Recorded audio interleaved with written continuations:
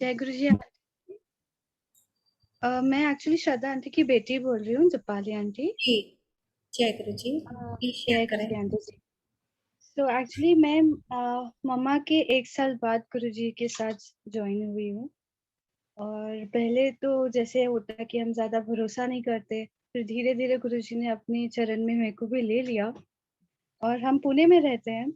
And जिस time मैं गुरु जी के साथ जुड़ी उस टाइम मेरी अच्छी डीपीएस स्कूल में जॉब लग गई। एंड उसी टाइम गुरुजी ने मेरे को दिल्ली भी बुला लिया ट्रेनिंग के लिए, जबकि आज तक मैं दिल्ली नहीं गई थी, सिर्फ बड़े मंदिर जाने की इच्छा थी। और जिस टाइम हम दिल्ली गए वहाँ से हम लोगों को औरबिंदो आश्रम में सब टीचर्स को रखा गया था। एंड हम लोगों को बाहर जाने की परमिशन नहीं थी, बट मन में गुरुजी को बोला कि गुरुजी आपने दिल्ली बुलाया है और बड़े मंदिर नहीं बुलाएंगे तो बहुत बुरा होगा, प्लीज गुरुजी बुला लीजिए। 4 दिन के लिए हम दिल्ली में रुके थे। हर जगह मुझे गुरुजी की हमारे स्टिकर वाली प्यारी सी संगत की गाड़ियां दिखी। उतने टाइम गुरुजी का हमने बोला गुरुजी प्लीज बुला लीजिए, मुझे आपको देखना है, आपके पास आना है।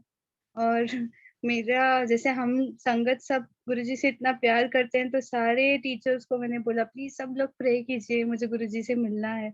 हमने सबने प्रे किया। और जिस दिन हम लोग हमारी ट्रेनिंग खत्म हुई, दूसरे सुबह 6 बजे हमारी फ्लाइट थी। तो शाम को 5 बजे हमारे हेड ने बोला कि ठीक है अब थोड़ी देर दिल्ली घूम सकते हैं। शाम के 5:30 हो गए थे। तो हम बहुत खुश हुए कि ठीक है 5:30 बजे एटलीस्ट 1 घंटा हमें मिला है, दिल्ली घूम के फटाफट आ जाएंगे। तो सब टीचर्स चले गए लेकिन मुझे तो बड़े मंदिर जाना था। और दिल्ली में फर्स्ट टाइम थी, हम एनसीआर में थे, मुझे कुछ भी पता नहीं था कि कहाँ जाना है, कैसे जाना है। तो एक संगत को मैंने कॉल किया, ध्रुव भैया को, कि कैसे जाना है, कहाँ है। तो उन्होंने कहा छतरपुर में आप जाइए, लेकिन 6:30 बजे मंदिर बंद हो जाते हैं, पर आप गेट पे जाके गुरु जी का आशीर्वाद लेके आ जाइए। मैंने कहा ठीक है भैया। तो ओला हुआ, ओला भी बुक नहीं हो रही थी। जहाँ हम रुके थे उसके वहां पे एक रिक्शा वाले भैया रुके थे। मैंने उनको पूछा कि आप छतरपुर जाएंगे क्या? तो भैया ने बोला हाँ जी मैडम बैठ जाइए। तो मैंने उनको पूछा कि अब कैसे, दिल्ली में थोड़ा डर लग जाता है। मैंने कहा भैया आपको पता है क्या? तो उन्होंने कहा नहीं मैम, मैं भी पहली बार दिल्ली आया हूँ, आज मेरी पहली दिहाड़ी और आप मेरे पहले इंसान हो जिसके साथ मैं ऑटो चला रहा हूँ, मैं यहाँ पे दिल्ली में नया हूँ। मैंने कहा जब तो फिर गूगल मैप लगाया तो हम लोग निकल गए। और गए गए गए रास्ते में, और मेरे को भी डर लग रहा था बिकॉज जो रास्ता है वो पूरा अंधेरा था अराउंड। और टाइम तो मैंने देखा ही नहीं, उसके बाद टाइम क्या हुआ, सिर्फ गुरुजी का मंत्र जाप करते करते पहुंचे। एंड मुझे उतना दिल्ली अच्छे से पता नहीं है, बट जहाँ फार्म हाउस स्टार्ट होते हैं वहां पे मेरे सामने एक गुरुजी की ब्लैक गाड़ी, राइट साइड में एक गाड़ी और लेफ्ट साइड में एक गाड़ी, तीनों पे हमारे गुरुजी के स्टिकर थे। और मैंने भैया को बोला भैया ये गाड़ी के पीछे पीछे चल लो, ये हमें मंदिर तक पहुंचा देगी। हम लोग मंदिर वहां पहुंचे जहाँ पे पार्किंग होती है। वहां पे प्रॉब्लम ये थी कि अब मैं यहाँ तो पहुंच गई हूँ, वापस कैसे जाऊंगी, क्योंकि वहां से शायद ओला भी ना मिले मेरे को। तो भैया को रास्ते में पूरा गुरुजी के बारे में बता रही थी, रिक्शा भैया को। तो उन्होंने बोला ठीक है मैम, इधर तक आ गया हूँ दीदी, तो मैं भी गुरुजी के दर्शन ले लेता हूँ। तो उन्होंने भी उनकी रिक्शा रुका दी और बोला मैं भी दर्शन लेता हूँ।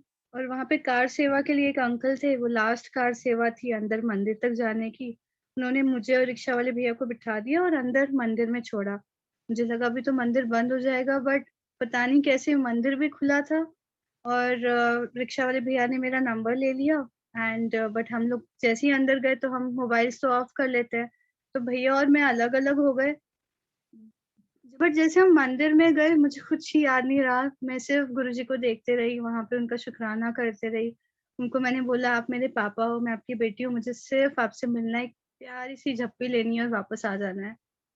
तो जैसे ही हम लोग अंदर गए जहाँ पे शिवलिंग है शिव जी का, फिर हम अंदर दरबार में जाते हैं।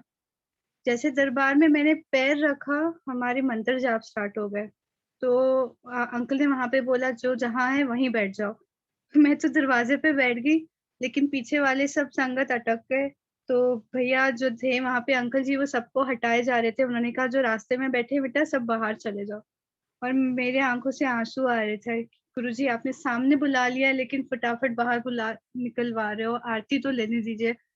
एंड पता नहीं क्या हुआ, अंकल जी ने मुझे लिया गुरुजी की गद्दी के सामने बिठा दिया। मेरे पास से आरती हो गई, गुरुजी की बहुत प्यारी आरती हो गई, पूरा शुकराना हो गया। मैं वहाँ रोए जा रही हूँ, वो अंकल ने मेरे को वहाँ पे उनका चरण स्वरूप दिया। फिर लंगर प्रसाद किया और लंगर प्रसाद होने के बाद बहुत शुकराना के बाद अकेले बैठी थी, मुझे कोई पता नहीं था। बाहर निकली हूँ, बाहर निकल के याद आया कि भई रिक्शा वाले भैया का नंबर चाहिए, रिक्शा वाले को कॉल करना है भैया को। एंड इस सब में मैंने घर पे किसी को नहीं बताया था क्योंकि अकेले निकले हो। तो जैसे ही मैं बाहर निकली हूँ, रिक्शा वाले भैया मेरे सामने खड़े थे, कहते कि आंटी हम आपके लिए दीदी रुके हुए थे, कोई टेंशन नहीं है, आ जाओ। तो उन्होंने मुझे छोड़ा और हम वहाँ से निकले, गुरुजी का शुकराना करते-करते निकले। भैया ने बोला बहुत अच्छा है, ये है, वो है। एंड जैसे ही हम लोग निकले मैंने कहा अभी तो बहुत लेट हो गया होगा और टाइम टाइम तब भी नहीं एक्चुअली मैंने देखा। उसके बाद जब वापस जा रहे थे तो मेरे को थोड़ा डर लग रहा था कि इतने अंधेरे में जा रहे हैं। तो संगत जी जो 3 गाड़ियाँ मेरे को गुरुजी के पास लेके आई थी, वही तीनों गाड़ियाँ मेरे आगे लेफ्ट और राइट में वापस औरोबिंदो आश्रम तक छोड़ने के लिए वहाँ तक गेट तक वो तीनों गाड़ियाँ मेरे साथ थी। और मैंने उन गाड़ी में देखा कि मुझे कोई तो दिख जाए कि कौन मेरे साथ आया गया है। और अभी भी आई एम गेटिंग गूज़बम्प्स कि राइट साइड में मैंने देखा, वहाँ पे गुरुजी जैसे एक प्यारे से अंकल बैठे हुए थे। मैंने पता नहीं क्यों उनको नमस्ते किया और जैसे ही जैसे गुरुजी हमें आशीर्वाद देते हैं, उन्होंने मेरे को आशीर्वाद दिया और उतने देर में हम लोग मेरे आश्रम में पहुँच गए जहाँ पे हम लोग स्टे कर रहे थे। मैं गाड़ी से उतरी, मैंने भैया को पैसे दिए और एक्चुअली साड़ी पहनी हुई थी ट्रेनिंग के लिए, तो साड़ी ठीक की और पीछे देखा तो ना मेरे रिक्शा वाले भैया थे, ना ही वो 3 गाड़ियाँ थी। पता नहीं कैसे मैं गई हूँ, कैसे मैं पहुँची हूँ।